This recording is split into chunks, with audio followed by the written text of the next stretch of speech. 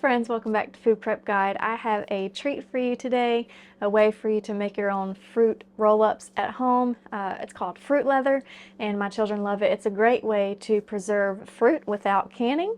So let's get started. By the way, if you would like help building your food storage, scroll down to the description box of this video and click this link for our free 1-year food storage plan. We calculated a year's supply of food for one person, then broke that data down into a week-by-week list of items to build your pantry on a budget. We'll send it straight to your inbox. If you're new here, we invite you to subscribe and hit the notification bell so you don't miss all of our upcoming food preservation, pantry storage, and gardening tutorials. Now back to the kitchen. So the first thing we're going to do is basically create a pulp or a puree out of our fruit. So I just have a bowl of grapes here. I don't have a set amount because this is our harvest off of our grapevines. This is year 3 and we are still not at the point of getting enough production to make any kind of jam or jelly or anything. But every year we get more and more, and this year we actually had enough to eat fresh off the vine, just snacking throughout the summer, and then end up with this bowl to make this fruit leather with. So you can do this with, it's not a very specific recipe, so it's just going to be fruit and then some sort of sweetener. I'm going to be using honey. And I'm just going to kind of eyeball how much fruit to honey ratio, but the goal is just to create a sweetened puree. So we're going to put all of these grapes in the blender. You need a good high-powered blender for this. These are grapes with seeds, but the blender will just pulverize those seeds completely. And grape seeds are totally edible, and they're actually pretty healthy. If you haven't ever researched grape seeds, I recommend that you do so because they are good and healthy, and as long as you have a high-powered blender, you don't have to worry about de-seeding or anything like that. It will just pulverize them right into a pulp. Okay, I'm going to blend a little bit. Actually, I'm going to pour a little bit of honey in there first just to get a little bit of lubrication in there for the blending. And I'm probably doing about maybe a 1/4 cup of honey.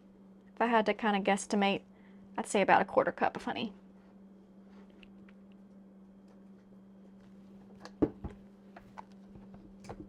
And now just blend.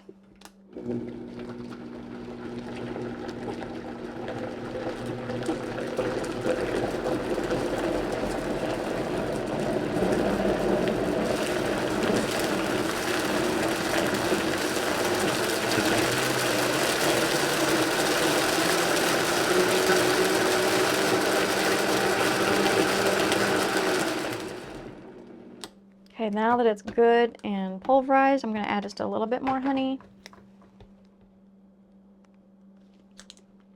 These grapes, I actually don't know exactly what kind of grapes they are. We got them from a friend who had grapes, but they're not a very super sweet grape.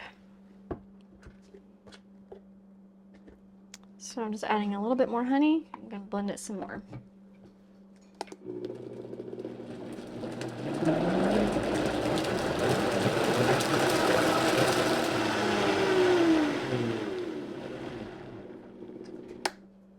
Okay, it is a good smooth texture. So next we need our dehydrator trays, and you're going to want some sort of lined silicone liner, or I think they're all pretty much all made out of silicone, but what you want it to be edged right here because it's going to be really liquidy, and if it was flat it's just going to go right off of your surface, go right off of your dehydrator tray.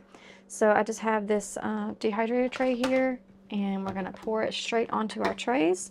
I might have enough for 1 tray. We'll see if we have enough for 2 trays. We don't want it to be too terribly thick, so yeah, I'm going to divide this into 2 different trays. Let me get a spatula here, and just going to, let me get it to where you can see it.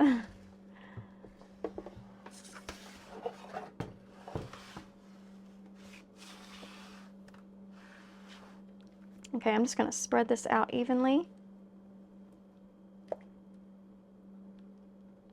We want it as even as possible for nice, even drying, so there's not any moisture clumps. If there's any moisture left in here, it won't be shelf stable for long. And that's one of the good things about fruit leather, is it's a way to make fruit shelf stable without canning. But we need even dehydration in order to achieve that.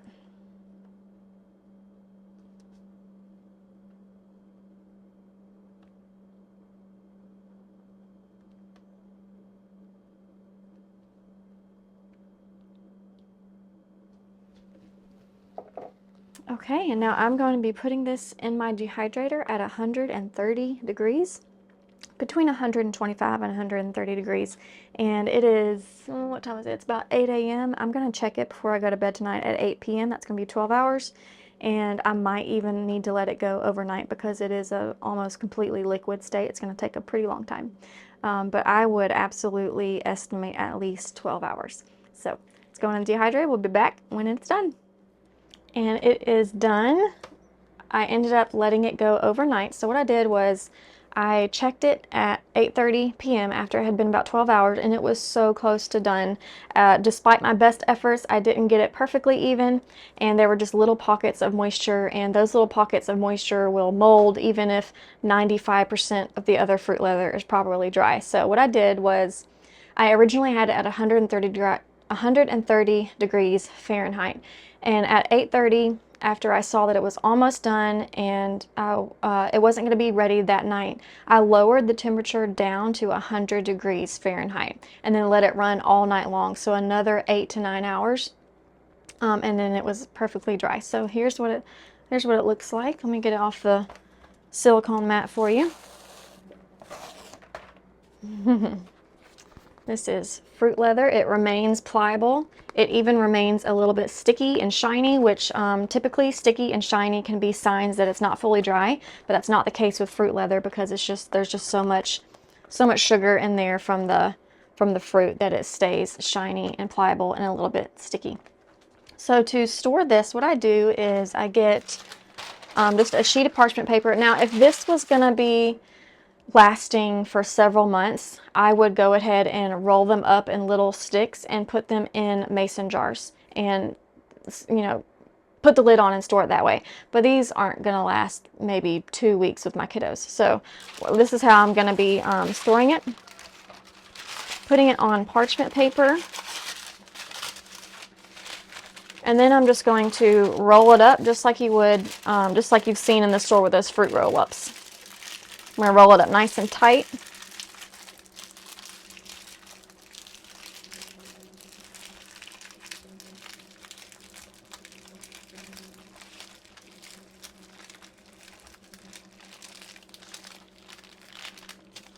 Just like that. I've got a nice little roll here, and then I'm going to cut it in half just so it'll fit easier in a bag. If I can get it to cut.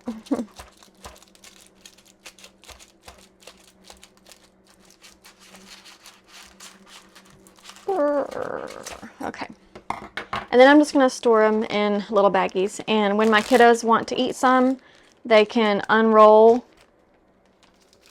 a little bit like this, tear it off, put the flap back down, and put it back in the bag. So when they want some, they'll unroll it a little bit, pull off a strip. It tears pretty easily. Tears nice and easy. And then put the paper back on, and back into the bag it'll go. And that's how I will store those. Those will be fine for a couple weeks while my kiddos go through it.